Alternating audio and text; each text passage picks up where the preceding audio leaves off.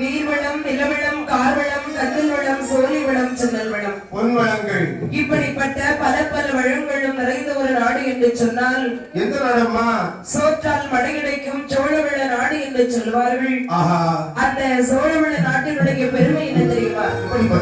அங்கே ஒரு அன்னகிரி பட்டணமானது இருக்கின்றது. சரி, அந்த அன்னகிரி பட்டணத்துடைய புதுமை என்னவென்று பார்த்தால் எப்படிப்பட்ட புதுமை? அங்கே ஒரு அம்மையப்பர் ஆலயமானது இருக்கின்றது. அந்த அம்மையப்பர் ஆலயத்திலேயே எத்தனை மறைவர்கள் பூஜை செய்து வருகின்றார்கள் பாருங்கள். 61 மறையவர்கள்,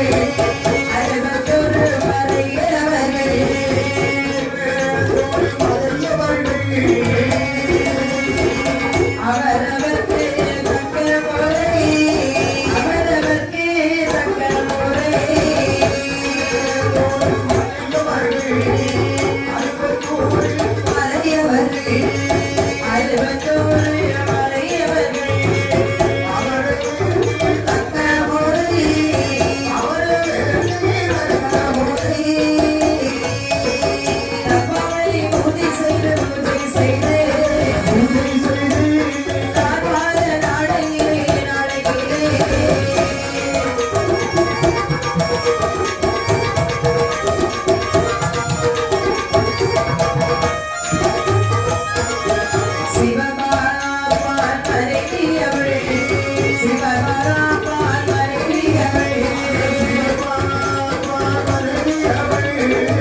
மறையவர்கள்,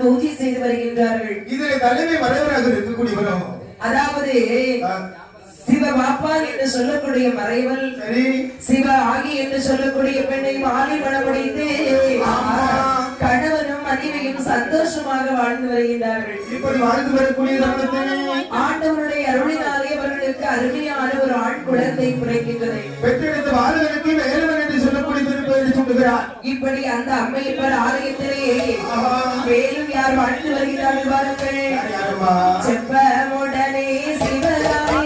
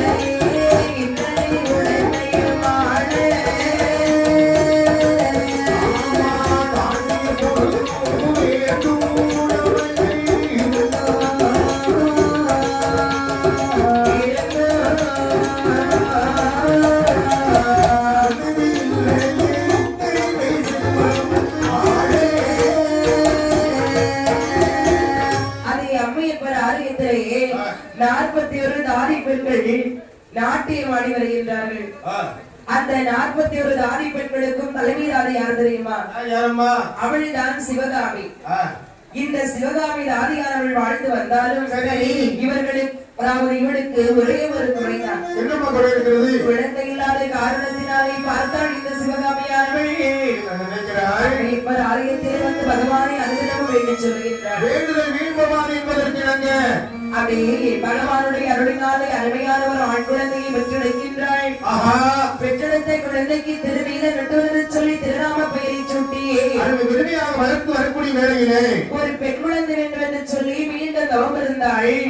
பகவானுடைய கிருபையினாலே பெற்றெடுவே பெண் பிள்ளைதான், பெண் பிள்ளைதான். சிவகாமி தானே காமி தானே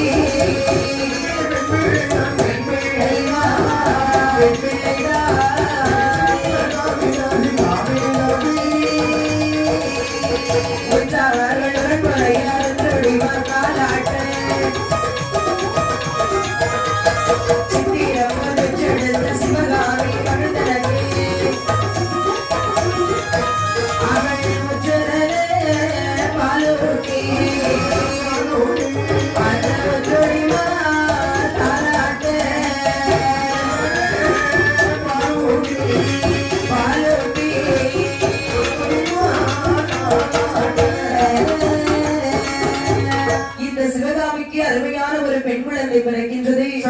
பிறந்த குழந்தைக்கு லட்சுமி அம்மை என்று சொல்லி திருநாம பெயரை சூட்டி அக்குழந்தையை நாளொரு வேலையில் பொழுது வண்ணமாக வளர்த்து வருகின்றார்கள். இப்படி குழந்தைகளை வளர்த்து வரக்கூடிய சமயத்திலே வயது ஒன்றின் பின் ஒன்றாக இந்த லட்சுமிக்கு 7 வயது ஆகிறது. எழுத்து வர வைக்கின்றார்கள். சிறு வயதிலே இருந்து லட்சுமிக்கு நாட்டிய தொழிலை கற்றுக் கொடுத்து வருகின்றாள் இந்த சிவகாமியானவள். கைகளிலே தேர்ச்சி பெற்றவளாகவே வளர்ந்து வரக்கூடிய சமயத்திலே அம்மை எப்பர் ஆலயத்திலே அரங்கேற்றத்திற்குரிய அனைத்து ஏற்பாடுகளையும் செய்கின்றாள். சிறந்த முறையிலே சிறந்த நாளும் வந்து சேர்ந்தது. அந்த நேரத்திலேயே அந்த அம்மையப்பர் ஆலயத்திலே பூஜை செய்து வருகின்றானே வேதியல் அந்த லட்சுமியுடைய அழகிலேயே மதிமயங்கினார். விரும்பி அந்த நம்பியாடும் தாதி மகள் தன்னை கண்டு கரும்பினிய மொழியாள் மேல் கள்ள ஒட்டம் போட்டானே. விரும்பியவள் மனதில் எண்ணி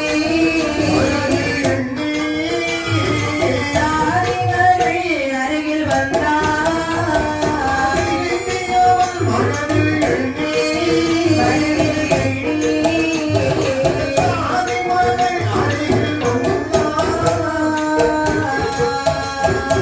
பார்த்தான் பாருங்கள், இந்த வேதியின் ஆனவள் லட்சுமி மேல் ஆசை கொண்டார்.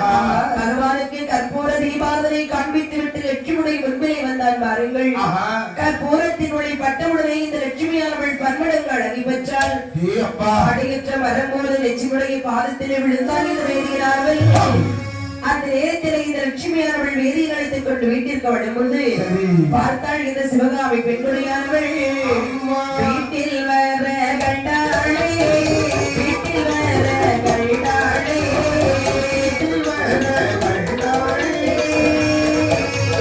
தாரி அந்த தாயாரோ, தாரி அந்த தாயாரோ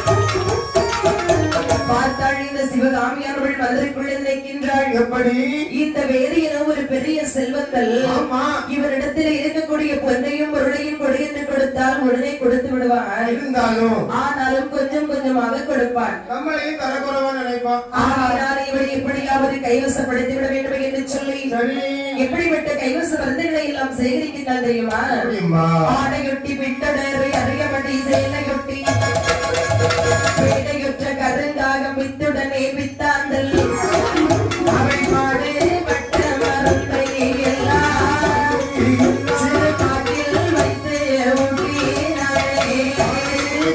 மருந்தை எல்லாம்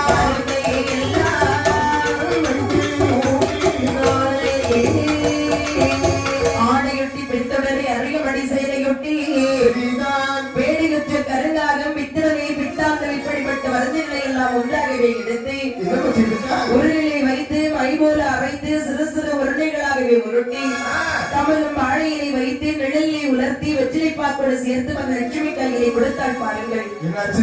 இந்த லட்சுமியும் வேதியை கண்டவுடனே அந்த வெற்றிலை பாக்கை கொடுக்க கொடு கொடு என்று வாங்கி சாப்பிட்டாள் பாருங்கள். லட்சுமி மேல் ஆசை கொண்டு பார்த்தால் இந்த வேதியினார்கள் வீட்டில் உள்ள பொருட்களை எல்லாம் எடுத்துக் கொண்டு லட்சுமி லட்சுமி என்று லட்சுமியுடைய கையிலே கொண்டு கொடுக்கிறார். செக்களவு தங்கமாக இருந்தாலும் செதுக்கி எடுத்தால் சில நாட்களிலே திருந்து விடுவது போல கொடுக்க கொடுக்க குறைந்து கொண்டு வருகிறது. பார்த்தால் இந்த வேதியினார்கள் முதல் இல்லாம இருக்குது நினைக்கின்றார் இன்று எப்படியாவது லட்சுமியை மட்டும் நம்ம பார்த்துட்டு வந்துடலாம் சந்திக்கணும் என்று வீட்டிற்கு வரக்கூடிய சமயத்திலே இந்த லட்சுமியானவளோ இரவு நிகழ்ச்சிக்காக வெளியில் சென்று விடுகின்றாள். அந்த நேரத்திலே பார்த்தால் இந்த தாய்க்கிழவி சிவகாமி மட்டும்தான் இருக்கிறார். அந்த நேரத்திலே பார்த்தால் பாருங்கள் இந்த சிவகாமி அவள் சொல்லுகின்றாள், அடே வேதியா லட்சுமி தானே இரவு நிகழ்ச்சிக்காக வெளியூர் போயிருக்கப்பா. என்கிட்ட சொல்லாம போக மாட்டாளே, சரி பரவாயில்ல. சொல்றதுக்கு விருப்பம் இல்லையா இருக்கும்? விருப்பம் வரப்பு இல்லாம வராகுதாக்கும். ஆமா அத்தை என்னடா என்னடா ஆமாடா அங்க போகுன்னு சொன்ன நீங்க போய் ஏட்டா வாட்டாரு போனாங்க அப்படிதான்டா சொல்லுவேன். அது வேற இருக்குதா? ஆமா கையில ஒண்ணு இல்லாம கையை ஒரு மாதிரி வீசிட்டு வந்திருக்கிறியே. ஒண்ணு இல்லைன்னு யார் சொன்னா? பக்கத்து பையன். அத்தை என்னடா வார்த்தை நீள்றது? அப்படிதான் சொல்லுவேன். வருமா என்னடா ஒண்ணு இல்லாததுக்கு மரியாதை மட்டும் தான் இப்ப கேடு. அது வேற சொல்லுவாரா? ஆமா வருமா லட்சுமி இடத்துல ஒன்னு ரெண்டு வார்த்தை பேசாம நான் நகல மாட்டேன். ஒன்னும் பேச முடியாது, ரெண்டும் பேச முடியாது, மரியாதை வீட்டை விட்டு வெளியில போயிடும். விவாதம் இன்னைக்கு வச்சிருக்கேன். விவாகரத்து மட்டும் தான் இப்ப கேடு. கல்யாணம் போறேன்னு பண்ணா வேதியா பாருடா, உன்னுடைய கையில பொன் பொருட்கள் எதுவுமே கிடையாதுல்ல. அன்பு இருக்குதுல்ல, அன்பு வச்சு ஒண்ணு பண்ண முடியாது, ஒரு மண்ணு வாங்க முடியாது. வேதியா கையில் காசு இத பாரு, கையில காசு இல்லாதவருக்கு தாசு வீட்டுல இடம் கிடையாது. போறாடியே ஒட்டி திண்ணை விட்டு எழுப்பி போனாயே, ஒட்டி திண்ணை விட்டு எழுப்படா என்று சொன்ன வார்த்தையை காதில் கேட்டானே. அப்படியே கண்ணில் இருந்து கண்ணீர் அவனையும் அறியாமல் வருகிறது. ஆமா ஆண்டவா, பெண்கள் கொண்ட கோபத்தினாலே வேதங்களை மறந்தோம், சாஸ்திரங்களை மறந்தோம். இதுவேறு இந்த அன்னகிரி பட்டணத்தில் நாம உயிர் வாழ்ந்து ஒரு பிரயோஜனமும் கிடையாது என்று கவலை கொண்ட இந்த மறைமுகம் மனம் போன போக்கிலே கால் போன போக்காகவே நடந்தான். கால் போன போக்கிலே நடந்தான். முக்காட்டிலே வந்தான். கள்ளிமர முட்டை கண்ணனை கண்டால் கரையற்றவனுக்கு கள்ளிமரமே தந்துவென்று கள்ளிமர முட்டையிலே மறந்திருக்க ஆண்டவா, நாட்டிற்கு சென்ற இந்த லட்சுமியானவர்கள் வீட்டிற்கு ஓடோடி வருகின்றார். ஏ அம்மா வந்தாரா வந்தாரா வரவில்லையா வரவில்லையா அந்த வெளிய வெளிய நாடரா வரவில்லையா வரவில்லையா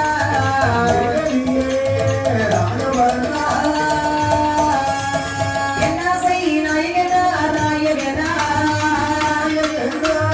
வந்தாரா வரவில்லையா வரவில்லையா.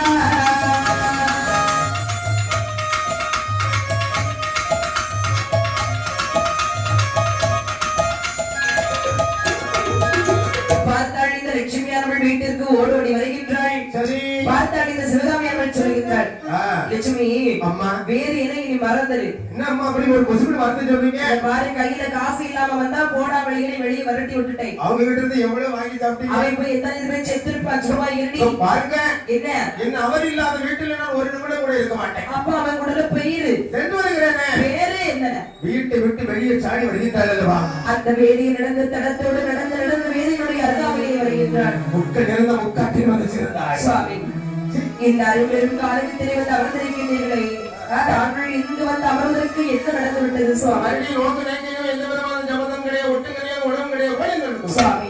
பாடி போடி என்று ஏன் சுவாமி இப்படி எல்லாம் பேசுகின்றீர்கள்? என்ன பார்க்கணும் எவ்வளவு பிரியமா வந்து தெரியுமா? உங்களுக்கு என் மேல பாசமே இல்லை தானே? பாசமும் இல்ல, பாயாசமும் இல்ல.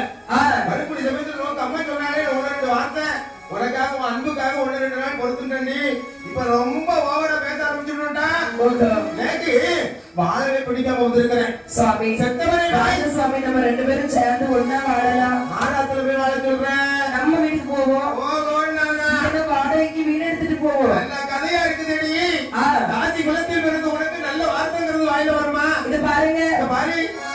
வருவீங்களா வர மாட்டீங்களா? போல தானடி பிள்ளை, ஊரை போல தானடி சேர சுவாமி. அதனால நமக்கு நேற்று சம்பந்தம் கிடையாது. நான் அப்படிப்பட்டவளாக இருந்திருந்தா தாங்களை தேடி இந்த நேரத்துல நான் வந்திருக்கேன். அதான் பாசம். உங்க மேல பாசம் வச்சதுனால தானே வந்தேன். அப்ப நீங்க என் மேல பாசம் இருந்தா வாங்க நம்ம வீட்டுக்கு போவோம். லட்சுமி, என்ன நான் இந்த லோகத்தில் வாழ்வதற்கு தகுதியற்றவன். ஓஹோ, நான் அப்படி சொல்லாதீங்க சுவாமி. எனக்கு இரவு முழுவதும் நாட்டியமாடிய காரணத்தினால் ஒரே தூக்கமா வருது. பாபா கண்ணிக்கா. ஐயோ, எனக்கு பாபா கண்ணிக்கா. சுவாமி, உங்கள் மடி மீது தலை வைத்து நான் கொஞ்ச நேரம் தூங்கட்டுமா? மனமில்லாமல் திருப்பி முகத்தை வைத்தான் அல்லவா? அப்படி அந்த லட்சுமியார்கள் களங்கம் இல்லாதவனாகவே வேதியினுடைய மடி மீது தலை வைத்து தூங்கிக் கொண்டிருக்கின்றாள் இந்த லட்சுமியார்கள். அந்த லட்சுமியை ஏறிட்டு பார்த்தார் என்று வேதி நினைக்கின்றாள். சண்டாளி, இவனிடத்தில் இருக்கக்கூடிய பொருட்களையும் மாற்றிக்கொண்டு இவனை நாங்கள் எப்படியாவது கொலை செய்து விட வேண்டும் என்று சொல்லி பார்த்தால் இந்த வேதியனானவள் துடையளவு மணல் கூட்டி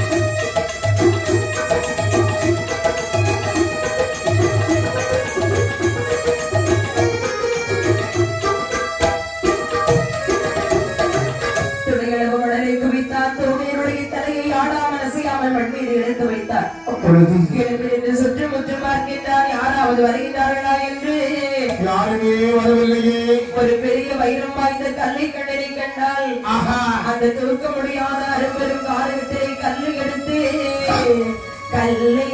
எடுத்தந்த மறையவள் கூட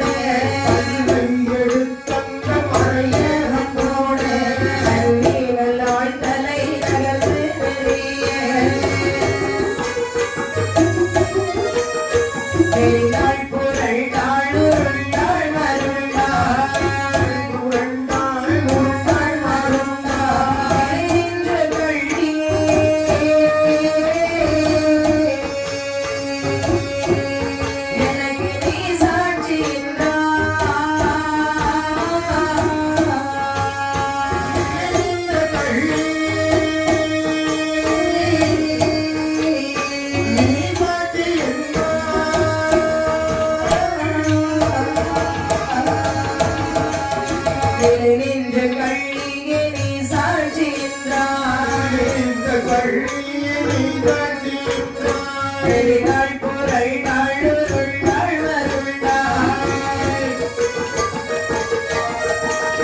சிவசங்கர கடவுளே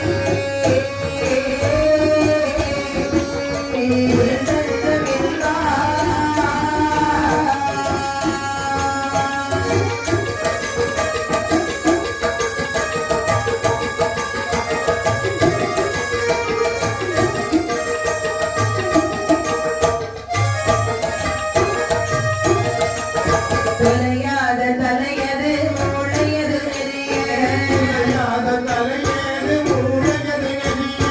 நெறியவள் அங்கே இறந்த பொழுது அந்த நேரிழைகள் பொல்மணிகள் எல்லாம் கழற்றி இழைகள் பொல்மணிகள் எல்லாம் கழற்றி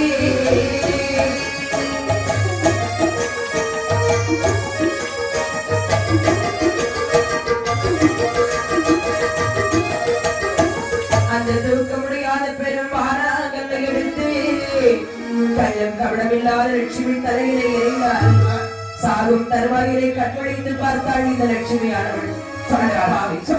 தாசு என்ற குறைவைக்கு என்னை தாரமாக ஏற்றுக்கொள்வாய் என்று சொல்லி அன்பாக பெற்ற என்னுடைய தாயை மறந்து பாசத்தோடு நண்படுத்த என்னுடைய அண்ணனை மறந்து நீங்க தஞ்சமஞ்சு நம்பி நான் இந்த காலகத்திற்கு ஓடோடி வந்தேன். நம்பி வந்த என்னை நம்பாமல் கரும் காட்டில வைத்து கல்லை எடுத்து போட்டு கொண்டு விட்டாயே என்று சொல்லி இந்த லட்சுமி யாருடன் அந்த சிவபெருமானை சாட்சி வைத்தாள். கள்ளி மரமே நீயே சாட்சி என்று சொல்லி லட்சுமியுடைய உயிரானது பெறுகின்றது. இந்த லட்சுமியானவள் இறந்த பிறகு இவளுடைய அணிகளை எல்லாம் கடத்தி கொண்டு ஒரு ஒட்டனமாக கட்டி கால் போன நோக்கி நடந்து வந்து கொண்டிருக்கின்றார் இந்த வேதியனானவர். இப்படி இருக்கும் பொழுது மத்தளம் வாசிக்க சென்ற திருநில நட்டுவனோர் நடந்த செய்தி எல்லாம் தாயாரிடத்திலே கேட்டுவிட்டு மனம் பதறுகிறான். தன்னுடைய தங்கையை பார்க்க வேண்டுமே என்று சொல்லி வேதி நடந்த தடத்தோடு அவனும் வந்தால் முக்கள் நிறைந்த முக்காட்டில் வந்து சேரக்கூடிய தருணத்திலே சற்று தூரத்திலே பார்க்கக்கூடிய சமயத்திலே தங்கையுடைய சேலையாவது அசைவதை கண்டலை கண்டார். அதோ அயர்ந்து தூங்கிக் கொண்டிருக்கிறது. ஒரு முடி வந்து பார்க்கக்கூடிய சமயத்திலே தங்கையுடைய தலையிலே ஒரு பெரிய பாறாங்கல் இருப்பதை கண்டார். தங்கை இருந்த கல்லிலே முட்டினான் மோதினான் அவருடைய உயிரை விட்டார். இந்த நகைகளை எல்லாம் கழற்றிக் கொண்ட ஒரு ஆணை இந்த வேதியின் பகவானுடைய சூழ்ச்சியினாலே அவரும் பாகு பிடித்தார். இந்த 3 பேருடைய உயிரும் எங்கே வருகிறது பாருங்கள். குழந்தையிலே இன்பமாகவே சென்று அந்த கொல்லாத பாவியும் அண்ணனும் தந்தையுமாக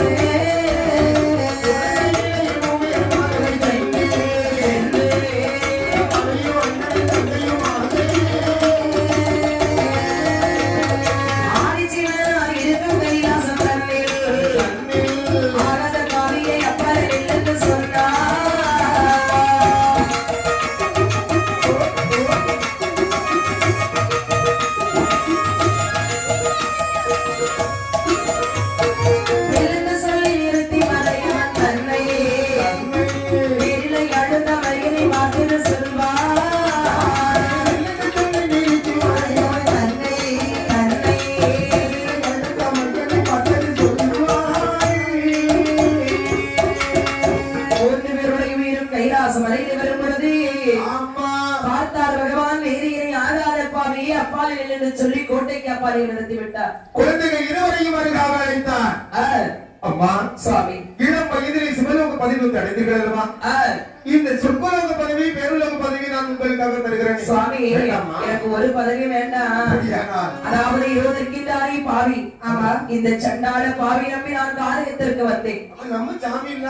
ஆனால் நம்பி வந்த என்னை நம்பாமல் கரு காட்டில வீட்டினுடைய தலையிலே கல்லை எடுத்துக் கொண்டு வந்து விட்டார். சுவாமி இவன் இந்த ஜென்மத்தில் என்னுடைய தலையிலே கல்லை எடுத்து போட்டுக் கொண்டிருக்கலாம்.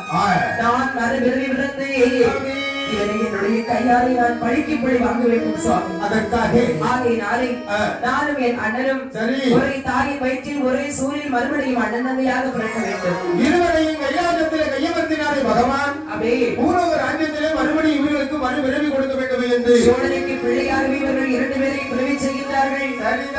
இப்படி இருக்கும் பொழுது சோழனுடைய மனைவி திருத்தேவியானவள் தன்னுடைய கணவரை பார்த்து சொல்லுகின்றாள். ஏ மன்னவா ஏனோ நமக்கு மதலை ஒன்றில்லாத பாவம்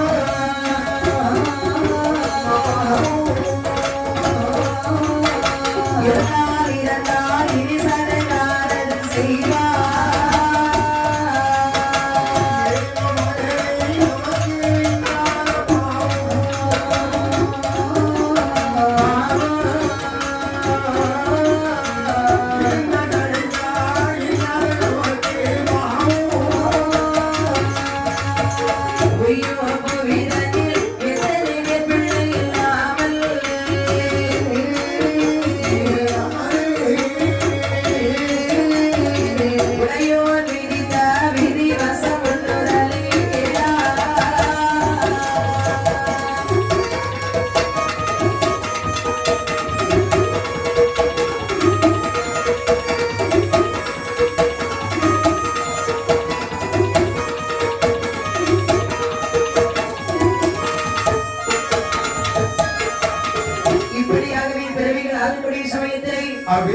இந்த செம்பிய மன்னனானவன் குழந்தை இல்லாத காரணத்தினாலே சரி ஆண்டவனாகிய சிவபெருமான் வைத்து தவம் இருக்க வேண்டும் என்று சொல்லி அப்படி எப்படி அவர்கள் தவம் இருக்கிறார்கள் தெரியுமா? எப்படி தாயே? அதனால் ஒரு சோழன் தேவி அசையா மணிமடந்தை ஒரு சோழன் தேவி அசையா மணிமடந்தை ஐயகோ வெகுதையகோ மனம் தளர்வதே உடம்பிலிருதே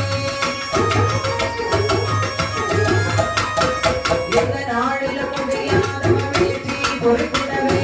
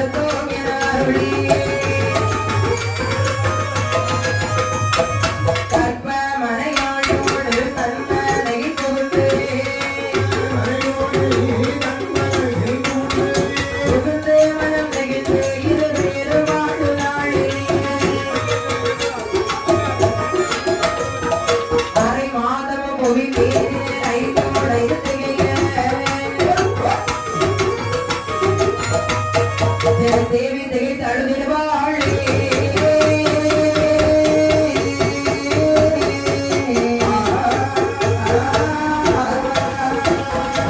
இந்த விதமாகவே குழந்தை வேண்டும் என்று சொல்லி சிவபெருமானை நினைத்து தகவலிக்க பகவானுடைய திருவருளாலே இந்த பெண்மணியார்கள் அறவுற்றாள் வாருங்கள் மாதங்கள் 1 2 என்று சொல்லி 10 மாதங்கள் திகைத்ததை அருமையானவர் மருத்துவரை அழைத்து வந்தார்கள். ஆமா வந்த மருத்துவரையானவள் என்னை போதி வயிற்றிலிட அடிவெளியா வயிறிட சோழக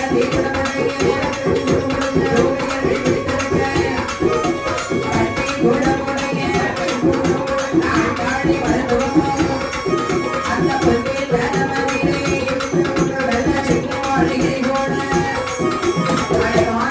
குழந்தை வந்து பிறந்திடுமா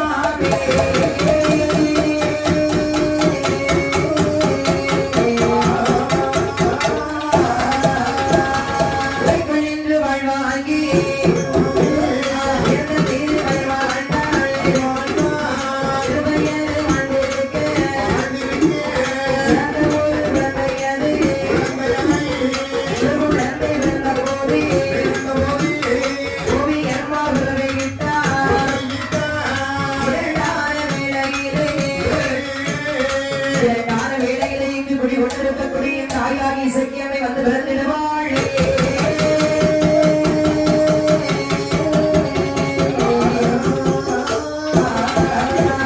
முதலாவது அருமையானவர் ஆண் குழந்தை, இரண்டாவது அருமையானவர் பெண் குழந்தை. 2 பிள்ளைகளையும் பார்த்தா முன் பிறந்தாள் நீலராஜன், பின் பிறந்தாள் நீலியம்மை என்று சொல்லி திருநாம பெயரை சுட்டி குழந்தைகளை வளர்த்து வரக்கூடிய சமயத்திலே குழந்தைகளை அருமையாகவே மஞ்சள் நீராட்டி தங்கள் தொட்டி கிடத்தி தாராட்டுகிறார்கள். எப்படி பாருங்கள், ஆள்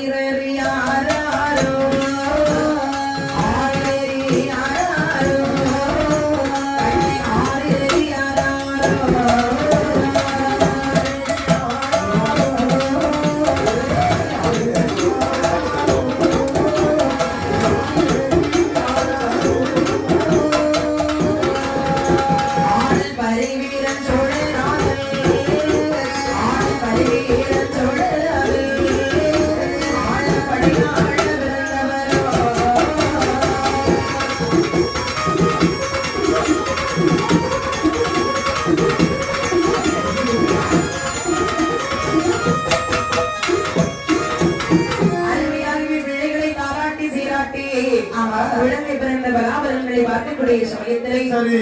சொல்லுகின்றார் இந்த ஜோதிடனானவர். நீயே வந்து சொல்லுற. மன்னவா, என்னப்பா? பாடாள பிறந்த பிள்ளைகள் நாட்டை ஒரு நாளும் அரசாட்சி செய்யாதே. சிவசிவா. சனை உதய பிறந்த பிள்ளைகள் ஊர்ந்திருக்க வராதே. மகாதேவா. குழந்தைகள் பிறந்த பலனினாலே அழந்தையா கடவுள் நடக்க வாய்ப்பு இருக்கிறது. ஜோசியரே, என்ன இதற்கு மாற்று வழிமுறைகள் ஏதாவது உண்டுமா? சுவாமி, ஒரு மாற்று வழியும் கிடையாது. பிள்ளைகளை நீங்க வளர்க்கணும்னா வளங்க, கொல்லணும்னா கொல்லுங்க, உங்க விருப்பம். ஜோதிடமே வாழாத பிள்ளையா இருந்தாலும் சிறிது காலம் வாழ்ந்தாலும் தாயிடத்தில் வாழட்டுமே. சொல்லி சென்றார் இந்த ஜோதிடனார்கள். குழந்தைகள் பிறந்த 10 நாட்களாகிறது. என்னாச்சு? சொல்லுகின்றார் என் தாயாகிய நீதியம்மை அரவழி தாய் தரக்கூடிய பாலானது குடித்து கட வயிறு கூட நிறையவில்லை. மீனாக்குக்கே நிறைய மாட்டேங்குது. அதாவது மறுபடி வாரத்திலே கோவில்மார்கள் ஆடு மாடுகளை எல்லாம் ரைசாய்த்து வைத்திருப்பார்கள். ஆகையினால் நாமல் சென்று அந்த ஆடு மாடுகளை எல்லாம் கொஞ்சம் சாப்பிட்டு வருவோம். ஆகட்டுமே தங்கச்சி. ஆகட்டும் என்று சொல்லி அண்ணனும் தங்கையுமாக ஊட்டி விளக்கில் தாதி மாமையே கழுவிறக்க செய்து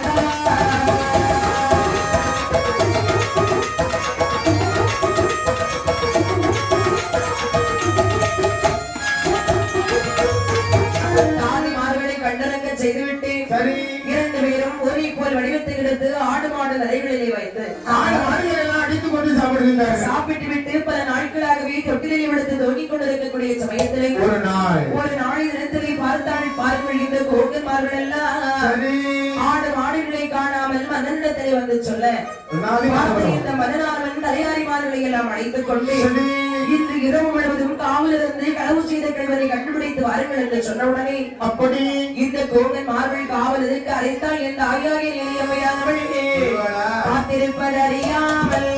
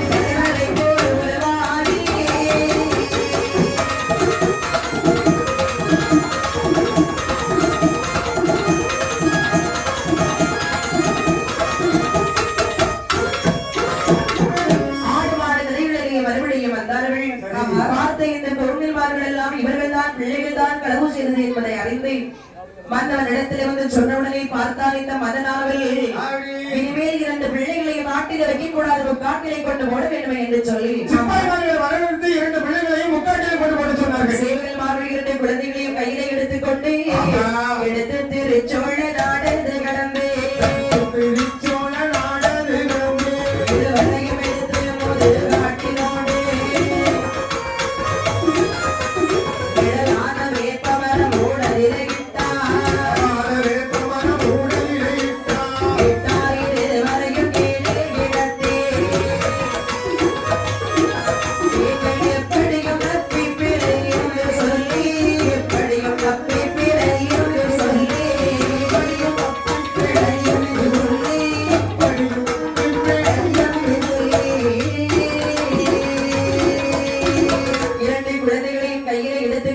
காட்டிலே கொண்டு வேப்ப மரத்தடையிலே வீசிவிட்டார்கள். முக்காட்டிலே வேப்ப மரத்தில் விழுந்த பிள்ளைகள் பூதமாக வடிவம் கொண்டார்கள். அந்த நேரத்திலே சொல்லுகின்றார்கள் என் தாயாகிய எளியம்மையானவள் அண்ணா வீரராஜா அம்மா எலிதேவி நாமல் 2 பேரும் இந்த காரணத்தில் இருந்தவை என்று சொன்னால் நம்மை பார்க்கக்கூடியவர்கள் அண்ணன் தங்கி என்று சொல்ல மாட்டார்கள், கதையா பேசுவாங்க. ஆகையினாலே தாங்கள் இந்த முக்காட்டில் இருந்து விழுங்கள், நான் சென்றாடு போய் வருகிறேன் அண்ணா. உன்னை நான் பிரிந்ததே கிடையாது அம்மா. ஐயோ அண்ணா, உங்களை பார்க்கறதுக்கு நான் அடிக்கடி முறுக்கெல்லாம் வாங்கிட்டு வருவேன். சரி, உன்னுடைய விருப்பம் மதுமையான அப்படி நடக்கட்டுமே. ஆகட்டும் என்று சொன்னவுடனே என் தாயாகி நீ எம்மையானவள் செங்காடு போகும் என்று சொல்லி பகவானிடத்திலே எப்படி ஆகாயத்தில் கேட்கின்றாள் பாருங்கள். ஏ பகவானே, ஆகாய தொழிலை தாரோ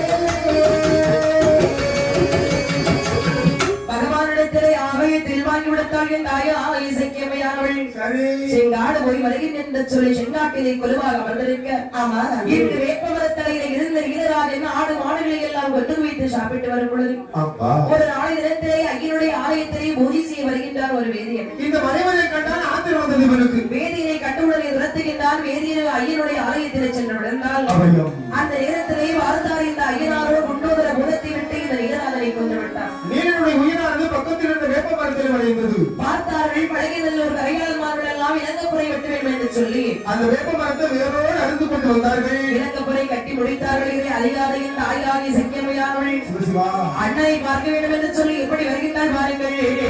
அண்ணனையும் தான் தேடியே அண்ணனையும் தான் தேடியே ஆயுதையாகி சக்கியமையே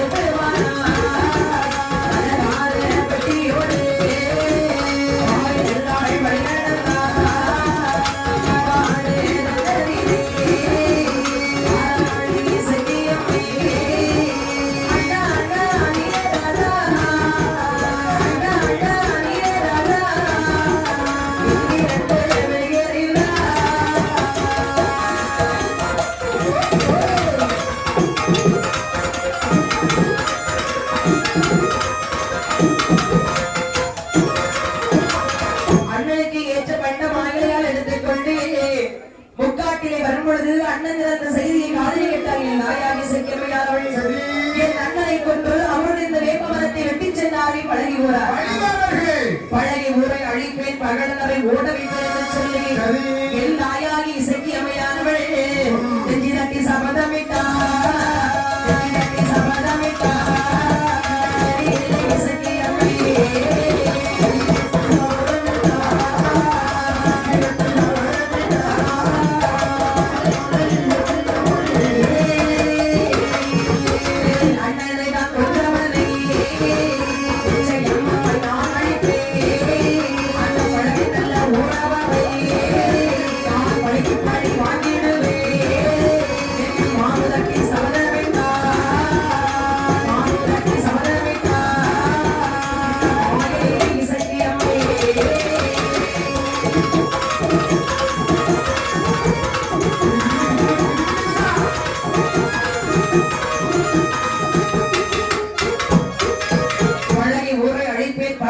ஓட வைப்பேன் என்று மாவுதட்டி சபதமிட்டாள். மாயினை இசக்கியமையானவள் சபதமிட்டு என் தாயார் இசக்கியமையானவள் செங்காட்டில் வந்து கொள்வதற்க இங்கே இந்த வேதியிலே யாருக்கு பிள்ளையாக பிறவி செய்கிறார்கள் பாருங்கள்.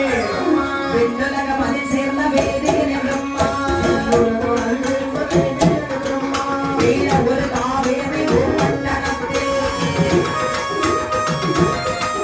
மண்ணுலகில் ஒரு நீரை வலியும்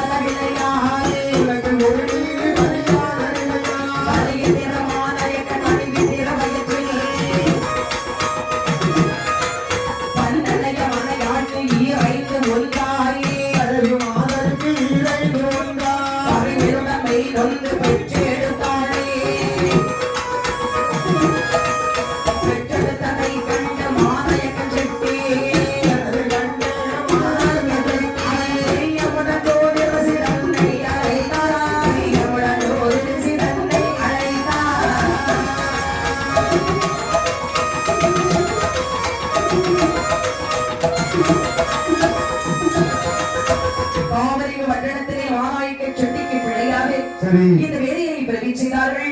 பாலகன் பிறந்த உடனே பலாபலன்களை பார்க்க வேண்டும் என்று சொல்லி ஜோதிடனை வரவழைத்தார்கள். வந்த இந்த ஜோதிடன் சொல்லுகின்றார், இப்படி பாருங்க ஐயா, அப்பா. உங்கள் பாலகன் பிறந்த பலாபலன்களை பார்க்கும் பொழுது நல்லா இருக்கு ஐயா. நல்லதா இருக்குது. விவரத்தை சொல்லு. 16 வயதிலே 15 வயதிலே உங்களுக்கு கருமாதிகளை செய்து முடிப்பார். நல்லது நடக்கட்டும். அது மட்டுமல்ல, இவருக்கு ஒரு நீலி பழியாமல் இருக்கிறார். எந்த திசைக்கு வேண்டுமானாலும் வியாபாரத்திற்கு செல்லலாம். சரி. ஆனால் தென் திசைக்கு வியாபாரத்திற்கு சென்றால் இவன் பெண்ணால் அழிவதை செய்யும். அதற்கு மாற்று வழிமுறைகள் ஏதாவது உண்டுமா? ஒரு வலிமை பத்திரம் இருக்கிறது. பத்திரம் மட்டும் இவருடைய கையில இருந்தால் மட்டும்தான் இவன் பத்திரமா இருப்பான். ரொம்ப ஜாக்கிரதையா பார்த்துக்கிறது சாமி. சொல்லட்டா? ஜோதிடமே வழியளிக்கக்கூடிய தருணத்தில் இந்த ஜோதிடன் சென்ற பிறகு பாலையனை வளர்த்து வரும் பொழுது வயது 7 வயது ஆகிறது. சரி. 7ஆன திருவயதிலே எழுத்தோது வைக்கின்றார்கள். சரி அம்மா. 15 திருவயதிலே ஆனந்தி என்று சொல்லக்கூடிய பெண்ணை மாலை மனம் முடித்து வைத்தார்கள். கல்யாணம் முடிந்த கையோடு அந்த தகப்பனும் இறந்தால் கருமாதிகளை செய்து முடித்தார். கடவுளே. பார்த்தால் இந்த ஆனந்தினுடைய வார்த்தையை காதில் கேட்டு வியாபாரம் செய்ய வேண்டும் என்று சொல்லி எல்லா திசைக்கு வியாபாரம் செய்து பார்க்கின்றார். நஷ்டத்துக்கு மேல நஷ்டம்.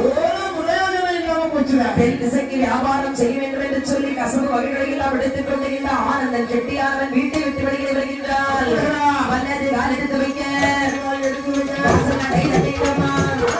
அவன் இடது கால் எடுத்து வைக்க வாசல் தட்டிடுமா. வந்தவர குப்பதிலே தள்ளி வர சொல்லிடுமா. அவன் இவை கடந்து போன்று பாராமல் பாராதே செட்டியாரோ.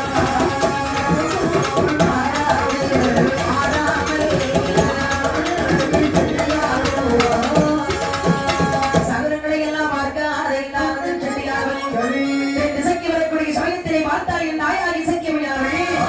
அந்த செட்டியாரை பழிக்கு பழி வாங்க வேண்டும் என்று சொல்லி நாட்டிலே எப்படி தோன்றி நிற்கிறார் தெரியுமா?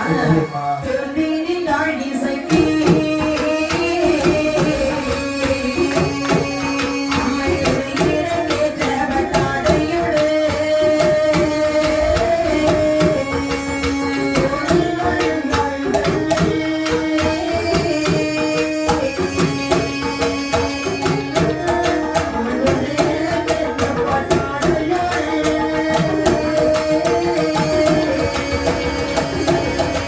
அவள்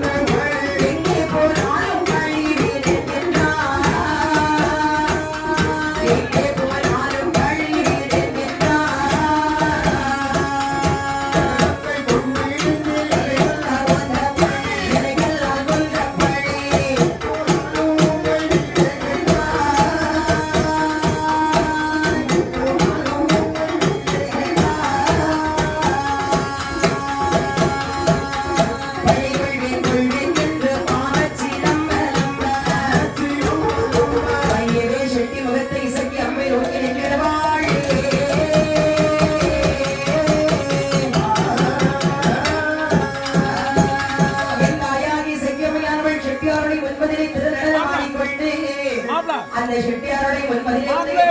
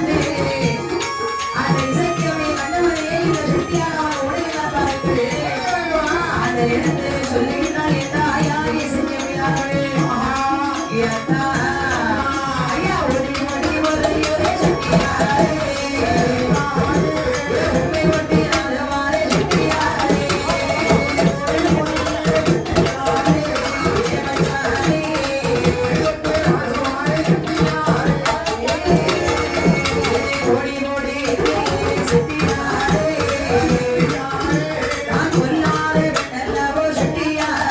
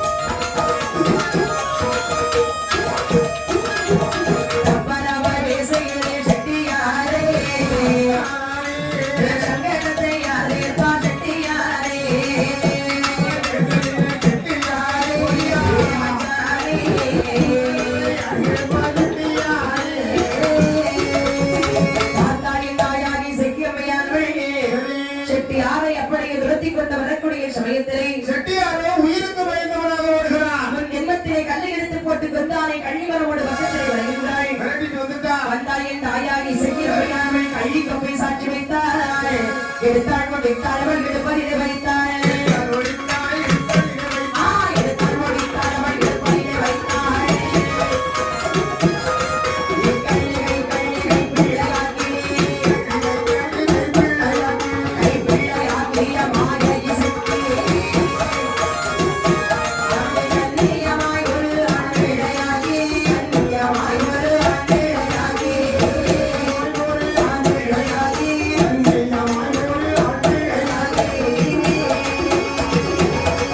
கள்ளி கொப்பை ஒழித்தால் எடுப்பில் வைத்தால் அழகான ஒரு ஆண் குழந்தையாக மாறுகிறது. அந்த குழந்தைக்கு ஆனந்தன் என்று பெயரை சூட்டுகின்றாய். நாகப்பன் செட்டி என்று சொல்லி திருநாம பெயரை சூட்டி குழந்தையை எடுத்து சொல்லுகின்றாள். எப்படி? என் மகனே நாகப்பா அழவேண்ட மகனே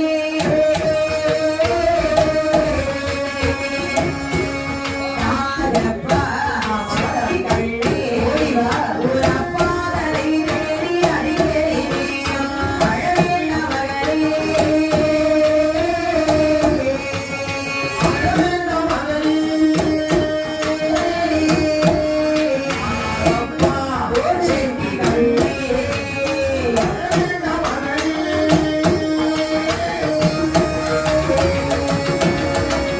அழவேண்டாம் தொழவேண்டாம் அப்பச்சகுணம் மால்வெண்டு பழவெண்டு பஞ்சாட்சரம் தானொண்டு இடைமாறி தலையாறி போகலாம்.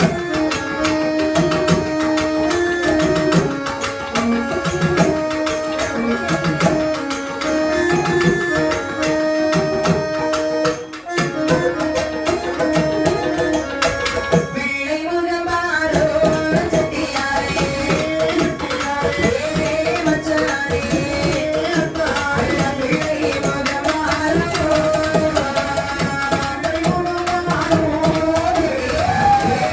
மச்சாரே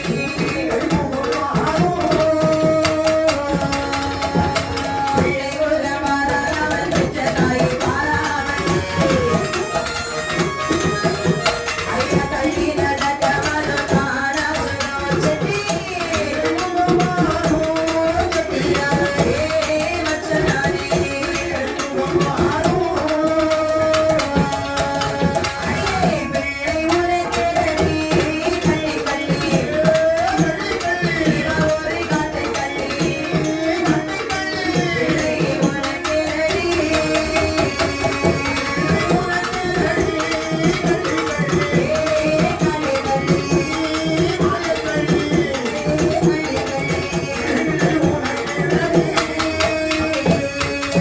பிள்ளை உனக்கே வெடி விட்டு தந்தவர் யாரே கள்ளி கொப்பை பிள்ளையாக்கி மனமணியை செய்தவளே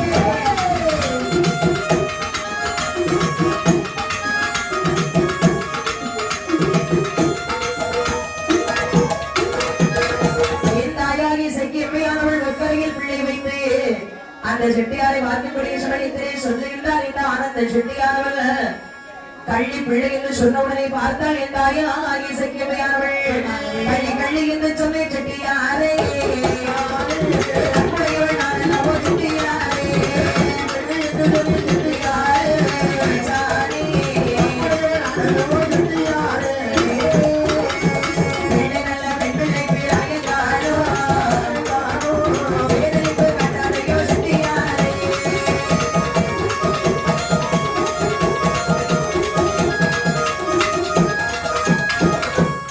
இந்த விதமாகவே தாயார் இசைக்கு எம்மையானவள் செட்டியார் நிறுத்திக் கொண்டு ஆமா பழகிநல்லூருக்கு வருகின்றாள். பழகிநல்லூரில் இருக்கின்றார்கள் 70 பேர் கரையாளன்மார்கள் எல்லாம். சரி. அந்த கரையாளன்மார்கள் இருக்கக்கூடிய இடத்தில் வந்து விழுந்தான் பாருங்கள் இந்த ஆனந்த செட்டியானவள். ஐயா, காப்பாத்துங்க ஐயா. அந்த நேரத்திலே பார்த்தால் இந்த தாயார் இசைக்கியமையானவள் ஒக்கரையில் விழி வைத்துக் கொண்டு வரும் பொழுது சரி. பார்த்தார்கள் இந்த கரையாளன்மார்கள் எல்லாம் நினைக்கிறாங்க. எப்படி? அடே ஆ. அதாவது நாங்கள் இவர்களை இப்படியே விட்டுவிடக் கூடாது. கூடாது, கூடாது. இப்படி விட்டுவிட்டோமே என்று சொன்னால் அதாவது இவர்கள் 2 பேரையும் இலங்கப்புறையிலே அடைத்து வைத்து விடலாம் என்று இருவரையும் பிடித்தார்கள். இலங்கப்புறையில் அடைக்கக்கூடிய சமயத்திலே அந்த நேரத்திலே சொல்லுகிறார்கள் வாருங்கள் சொல்லுகின்றாள் என் தாயார் இசைக்கமையானவள் அந்த அண்ணன்மார்களே அதாவது எங்களை இணக்க பிறகிலே அழைத்து வைக்க வேண்டும் என்று சொல்கிறீர்களே பாருங்க ஒருவேளை அவன் என்னை கொண்டாலும் சரி நான் அவனை கொண்டாலும் சரி சரி நீங்கள் 70 பேர்களிடம் உயிரிழக்க வேண்டும் பலன் வாங்கி முடிந்து கொண்டால் என் தாயார் இசைக்கமையானவள் 2 பேரையும் விடைத்து அப்படி இணக்க பிறகில் அழைக்கிறார்கள் இணக்க பிறகில் இருக்கும் பொழுது பார்த்தால் என் தாயார் இசைக்கமையானவள் மூதேவியை பிடித்தால் அந்த செட்டியாருடைய முகத்திலே உதவுகின்றாள் மும்முனை உடைந்த உடனே செட்டியார் அப்படி கண்ணை மறந்து தூங்க ஆரம்பிச்சு கொண்டு வந்த பிள்ளையை கொடைகிறாள் என் தாயார் இசைக்கமை கையில் எடுத்து எப்படி தாளாட்டுகின்றாள் பாருங்கள் ஆரீரையா